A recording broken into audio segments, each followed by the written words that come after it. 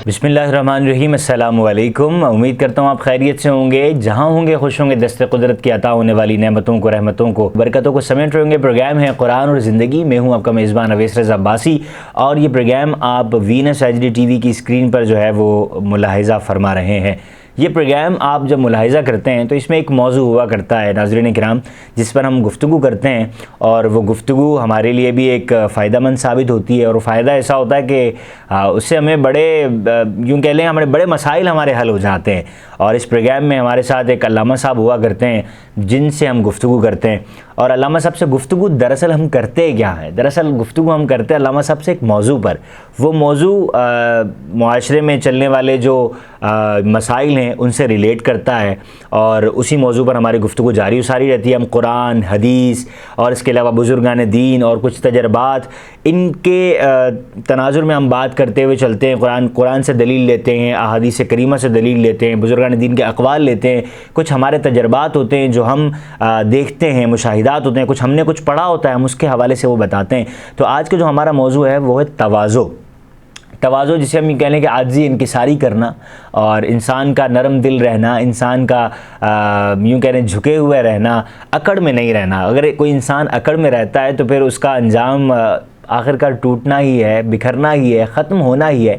क्योंकि जो टहनी दरख्त की तन यूँ कह लें कि वो सीधी रहती है, कड़क रहती है, वो स्ट्रेट रहती है, आखिरकार वो टूट जाती है। खुश्क टहनी जो है टूट जाती है, जो तर टहनी होती है। आप ये देखें वो दरख्त जो ख़िज़ा में पत्ते उसके झड़ जाते हैं, वो दरख्त सूख जाता है, आखिरकार उसकी टहनियाँ खुद ब खुद टूट के गिरती चली जाती हैं, उसके तने खुद ब खुद गिरते चले जाते हैं, टूट जाते हैं। थोड़ा सा कोई इस पर चोट लगती है वो टूट जाता है। इसकी बिना पर एक वो दरख्त के जो खुश्क नहीं होता, तर होता है, उसमें पत्ते लगे हुए होते हैं, वो बिल्कुल एक सरसब्ज़ होता है, वो इतनी जल्दी नहीं टूटता, उसकी तने इतनी जल्दी नहीं गिरते, ना ही टूटते हैं, ना ही उसके खुश्क होते हैं। तो बात वही होती है एक इंसान के जो अगर अकड़ में रहेगा, गुस्से में रहेगा, ऐसा रहेगा कि जनाब वो तकब्बुर में रहे, मेरे जैसा कोई शख्स है ही नहीं, मैं हूँ, सिर्फ मैं ही मैं हूँ और कोई भी नहीं है, तो आखिरकार उसका इख्तिताम क्या होता है? उसका इख्तिताम ये होता है कि वो उसको मौत ने तो आ लिया होता है। मौत हर इंसान को आनी है, हर जानदार को मौत आनी है। और जब मौत आएगी तो इंसान इस दुनिया से चला जाएगा। मगर नुकसान क्या होता है? नुकसान ये होता है कि अपने नामा अमाल में वो नेकियों के बजाय ना गुनाह लिखवा के चला जाता है। कोई जो बंदा तवाज़ो नहीं करता, आजिज़ी इंकिसारी नहीं करता, अकड़ में रहना, हमेशा गुस्से में रहना, और जो बंदा तवाज़ो इख्तियार करता है, आजिज़ी इंकिसारी करता है, तो वो अपने नामा अमाल में नेकियां लिखवाता चला जाता है। अगर कोई बंदा किसी से कोई गुस्से में बात करता है तो वो जनाब उससे माज़रत करता है, जनाब मेरी गलती है, चले मुझे आप माफ़ कर दें। अगर कोई ऐसी बात हो जाती है तो आगे बढ़कर अपने आप को ये कहना, जनाब मेरी गलती, मुझे माफ़ कर दें। कोई ऐसी बात करना, किसी से अकड़ से पेश ना आना, तो ये तवाज़ो कहलाती है। तो आज हम बात करेंगे, हमारे साथ मौजूद हैं अल्लामा रेहान साहब और उन्हें हम खुशामदीद कहेंगे। अस्सलामु अलैकुम वरहमतुल्लाहि वबरकातुहू। वालेकुम अस्सलाम वरहमतुल्लाहि वबरकातुहू। माशाअल्लाह अज़्ज़ा वजल, माशाअल्लाह। अल्लामा साहब, मैंने तो आपने सुना कि तवाज़ो के एतबार से कुछ मैंने आवाम के लिए आसानी तो कर दी है, हमारे व्यूवर्स के लिए, नाजरीन के लिए, कि तवाज़ो दरअसल है क्या। आसान अल्फाज में कुछ ना कुछ समझाने की कोशिश की है कि मैं भी शायद समझ में आ जाए, मगर इसकी पर्टिकुलर डेफिनेशन क्या है, तवाज़ो कहते किसको हैं, इस हवाले से थोड़ी हमारी रहनुमाई फरमा दीजिए। औज़ु बिल्लाहि मिनश शैतानिर रजीम, बिस्मिल्लाहिर रहमानिर रहीम, अल्हम्दुलिल्लाहि रब्बिल आलमीन वल आक़िबतु लिल मुत्तक़ीन वस्सलातु वस्सलामु अला सय्यिदिल अंबियाइ वल मुरसलीन, अम्मा बाद फ़अऊज़ु बिल्लाहि मिनश शैतानिर रजीम, बिस्मिल्लाहिर रहमानिर रहीम। क़ाल अल्लाहु तआला इन्नल मुस्लिमीना वल मुस्लिमाति वल मुअमिनीना वल मुअमिनाति वल क़ानितीना वल क़ानिताति वस्सादिकीना वस्सादिकाति वस्साबिरीना वस्साबिराति वल ख़ाशिईना वल ख़ाशियाति वल मुतसद्दिकीना वल मुतसद्दिकाति वस्साइमीना वस्साइमाति वल हाफ़िज़ीना फ़ुरूजहुम वल हाफ़िज़ीना फ़ुरूजहुम वल हाफ़िज़ाति वज़्ज़ाकिरीना अल्लाह कसीरन व ज़ाकिराति अअद्दल्लाहु लहुम मग़फ़िरतन व अज्रन अज़ीमा। सदक़ल्लाहुल अज़ीम व सदक़ रसूलुन नबीयुल करीम। जो आयत तिलावत जो आपके सामने पेश की है उसमें 10 ऐसे इंसानों की खूबी बयान की गई है जो मोमिन हैं, मुसलमान हैं, اور اللہ عز و جل نے اس میں آخرت میں ان کے لیے بخشش و ثواب کا ایک رکھا ہے کہ ان کو بخشش ان کی لازمی ہوگی اور بڑا ثواب دیا جائے گا، جس کا ترجمہ یہ ہے کہ بے شک مسلمان مرد اور مسلمان عورتیں اور ایمان والے مرد اور ایمان والی عورتیں اور فرمانبردار مرد اور فرمانبردار عورتیں، اسی طرح سچے مرد اور سچی عورتیں اور صبر کرنے والے مرد اور صبر کرنے والی عورتیں، اسی طرح عاجزی کرنے والے مرد اور عاجزی کرنے والی عورتیں، اسی طرح خیرات دینے والے مرد اور خیرات دینے والی عورتیں، اسی طرح روزے رکھنے والے مرد روزے رکھنے والی عورتیں، اسی طرح پارسائی کی حفاظت کرنے والے مرد پارسائی کی عبادت کرنے والی عورتیں، اسی طرح اللہ کو یاد کرنے والے مرد، اسی طرح اللہ تعالیٰ کو بھی بہت زیادہ یاد کرنے والی عورتیں۔ پھر آخر میں اللہ تعالیٰ نے ارشاد فرمایا کہ ان سب کے لیے یہ جو 10 خوبیاں بیان کی گئی ہیں، اس میں ایک عاجزی بھی ہے، اس میں صبر بھی ہے، اس میں روزہ بھی ہے، اس میں زکوٰۃ بھی ہے، تمام چیزیں آ گئی۔ اب ان خوبیوں کے مالک کو اللہ تعالیٰ نے فرمایا کہ ان میں جو بھی خوبیاں ہوں گی جس انسان میں، ان سب کے لیے بخشش اور بڑا ثواب تیار کیا گیا ہے آخرت میں۔ تو آپ دیکھیں کہ اللہ تعالیٰ نے بھی ہمیں حکم فرمایا ہے کہ ہم عاجزی اختیار کریں، روزہ رکھیں، جو بھی معاملات ہیں زکوٰۃ وغیرہ دیں، تو اس میں آخرت میں بھی ہمارے لیے بخشش و مغفرت ہے اور بڑا ثواب ہے۔ اسی طرح اس میں ایک آیا ہے عاجزی، عاجزی کو تواضع بھی کہتے ہیں۔ تواضع کی تعریف یہ ہے کہ انسان اپنے دل میں اپنے آپ کو چھوٹا سمجھے اور اس کا اظہار فعل اور قول سے کرے۔ ایک اور اس کی علماء کرام نے تعریف یہ لکھی ہے کہ اپنے نفس کو انسان حقیر سمجھے۔ مثال کے طور پہ کوئی علامہ صاحب ہیں، وہ اگر کسی علامہ صاحب سے بات کرتے ہیں تو وہ اپنے آپ کو کیا مخاطب کریں؟ وہ اپنے آپ کو طالب علم مخاطب کریں، جی میں تو طالب علم ہوں۔ یہ علامہ صاحب کی عاجزی ہے۔ اب اسی عاجزی میں ہم دیکھ لیتے ہیں کہ عاجزی جو ہوتی ہے وہ صرف الفاظ ہی نہیں ہوتی، عاجزی الفاظ نہیں ہوتی۔ مثال کے طور پہ علامہ صاحب نے کہا میں تو عاجز ہوں، میں تو طالب علم ہوں، یہ کہنا علامہ صاحب کا یہ عاجزی نہیں ہے۔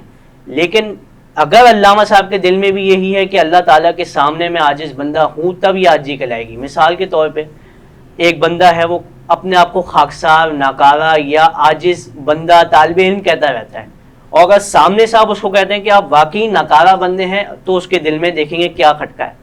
اگر وہ قبول کر لیتا ہے جی میں ناکارہ ہوں، تو اس نے بھی تسلیم کر لیا، تو اس کو خوش ہونا چاہیے کہ سامنے والے نے مجھے تسلیم کر لیا۔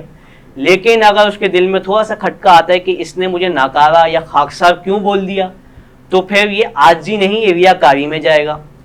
دوسری بات، اگر مثال کے طور پہ وہ بولتا ہے کہ میں طالب علم ہوں، اور وہ سامنے بولتا ہے، کوئی شخص آ کے بولتا ہے میں طالب علم ہوں آپ کا، اب مثال کے طور پہ میں بول دوں آپ طالب علم ہیں، تو آپ میرے ساتھ نہیں بیٹھیں، اپنے استاد کے ساتھ نہیں بیٹھیں، آپ زمین پہ بیٹھیں۔ اور اگر وہ زمین پہ بیٹھ جاتا ہے تو اس کا مطلب بالکل عاجز بندہ ہے وہ۔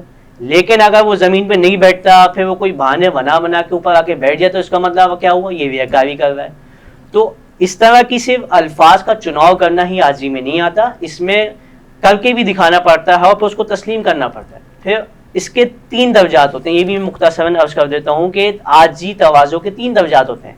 سب سے پہلا درجہ یہ ہے کہ اگر عاجز جو بندہ عاجزی کرے، اگر وہ اس طرح کرے کہ کمی اپنے دل میں یہ میلان ہو کہ میں اس سے بھی زیادتی کے ساتھ عاجزی کرے۔ مثال کے طور پہ زیادتی کے ساتھ کیا ہوگا؟ جی میرے علاوہ یہاں تو کوئی ہے ہی نہیں، تکبر میں آ جائے گا۔ عاجزی کے ذات زیادتی کی جائے گی، میرے علاوہ یہاں پہ کوئی بھی نہیں ہے، میں یہ کر سکتا ہوں، میں یہ کر سکتا ہوں، تو یہ تکبر میں آئے گا۔ یہ پہلا درجہ ہے۔ اور اگر عاجزی کے ساتھ زیادتی نہ ہو، کمی ہو، مثال کے طور پہ کمی کیا ہوگی؟ ایک علامہ صاحب ان کے پاس کوئی موچی آ جاتا ہے، اور علامہ صاحب اس موچی کی وجہ سے اپنا جو رتبہ ہے، اپنی جو سیٹ ہے، اس کو دے دیتے ہیں کہ آپ موچی ہیں، آپ یہاں بیٹھے ہیں، میں آپ کی جوتیاں سنبھالوں گا، میں آپ کی جوتی لائن میں لگا کے آؤں گا۔ تو یہ کیا؟ یہ عاجزی نہیں ہے، یہ عاجزی ہے، لیکن عاجزی میں بہت زیادہ کمی کر دی علامہ صاحب نے، تو یہ کمینگی اور ذلت میں آ جاتا ہے۔ یہ بھی جائز نہیں ہے، مطلوب شرع دونوں نہیں ہے۔ لیکن کون سی والی مطلوب شرع؟ وہ یہ ہے کہ جس میں میانہ روی ہو، عاجزی زیادتی بھی پائی جائے اور اس میں کمی بھی پائی جائے، تب یہ عاجزی جو ہوتی ہے وہ مطلوب شرع بھی ہے۔ اسی طرح حضرت ابو ہریرہ رضی اللہ تعالیٰ عنہ سے روایت ہے، نبی کریم صلی اللہ علیہ وسلم نے ارشاد فرمایا کہ اللہ عز و جل، جو شخص اللہ عز و جل کی بارگاہ میں عاجزی پیدا کرتا ہے، اللہ تعالیٰ اس کو بلندی عطا فرماتا ہے۔ تو آپ دیکھیں عاجزی جو ہے صرف اللہ تعالیٰ کے لیے کی جائے، نہ کہ بندوں کے لیے۔ کوئی علامہ صاحب آ جائیں، کوئی بھی مفتی صاحب آ جائیں، یا پھر کوئی بھی مثال کے طور پہ افسر آ جائے، اس کے سامنے آپ عاجز بن جائیں، بہت اچھی بات ہے، لیکن پیٹھ پیچھے اگر آپ اکیلے ہوں اس میں بھی آپ کو عاجز ہونا پڑے گا, تب جا کے آپ کو اللہ تعالیٰ بلندی عطا فرمائے گا.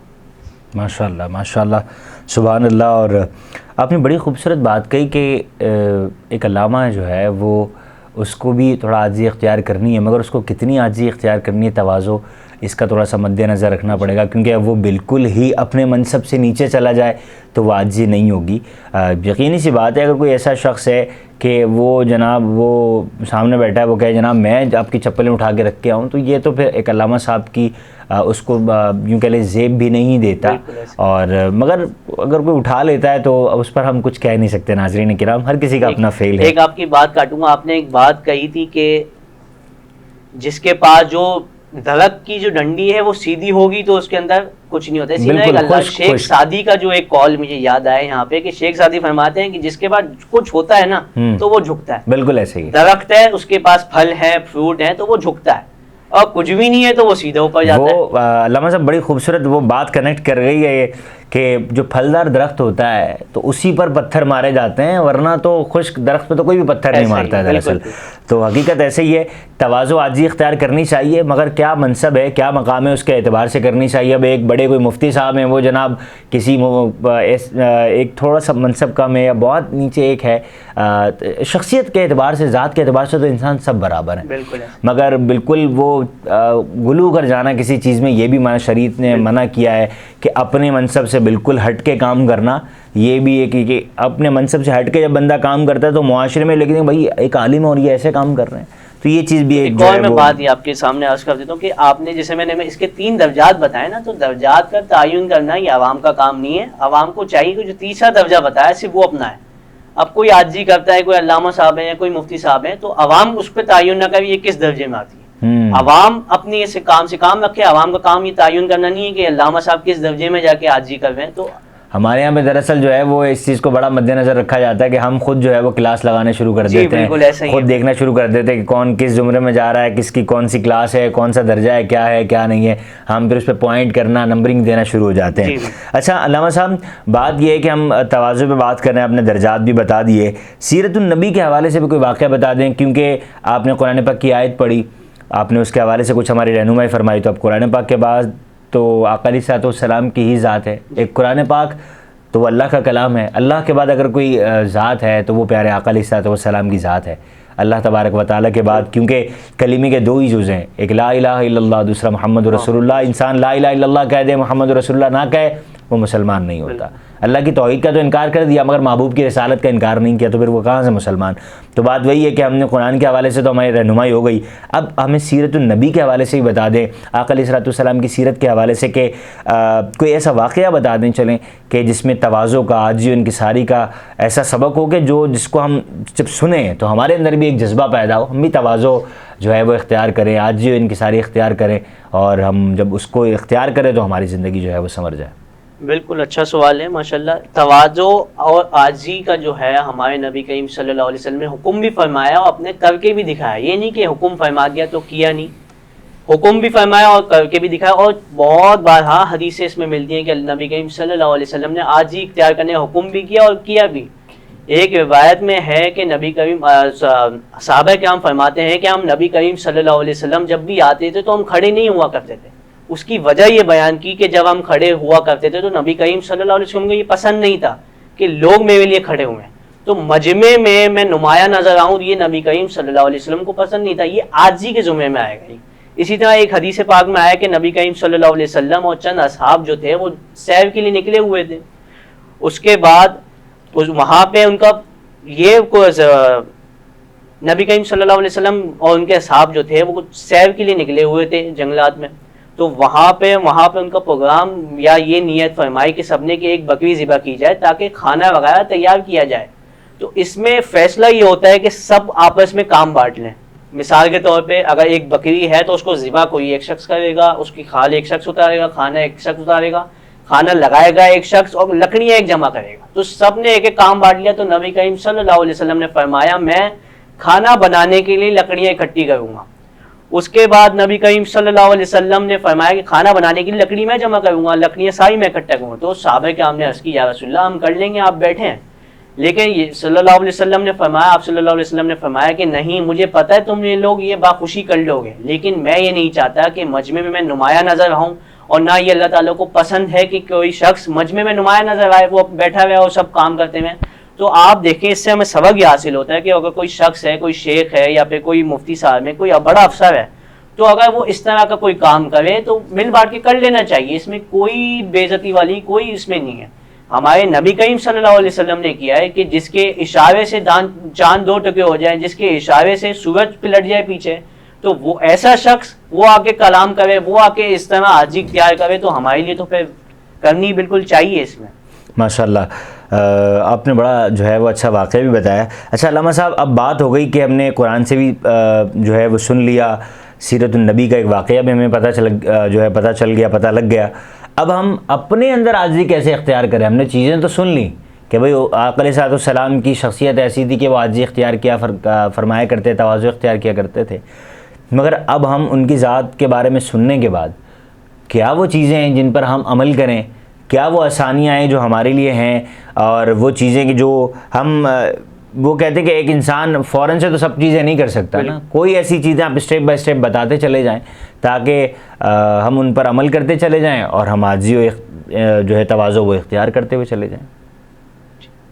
دیکھیں اس میں جو ہے نا، آپ تو سب سے پہلے اگر جو یہ اختیار کرنا چاہتا ہے تواضع و انکساری، تو اس کے لیے سب سے پہلے یہ ہے کہ وہ سیرت النبی پڑھے، قرآن پڑھے، سیرت النبی پڑھے. وہاں آپ کو واقعات مل جائیں گے کہ اتنی بڑی ذات کہ جس کے جو چاند ستاروں کو اپنے ایک اشارے پہ گھما دے، جس کے لعاب دہن سے آنکھیں ٹھیک ہو جائیں، جس کے جو اپنے ہاتھوں کے پوروں سے حوض کوثر کو جاری کر دے، تو اتنی بڑی ذات وہ عاجزی و انکساری کر سکتی ہے. اتنے معجزے ہاتھ ہونے کے باوجود، اتنے معجزے ہونے کے باوجود بھی وہ عاجزی و انکساری کر رہی ہے. تو ہمارے لیے تو یہی حکم ہے کہ ہم بالکل عاجزی و انکساری کریں، ایسے واقعات پڑھیں.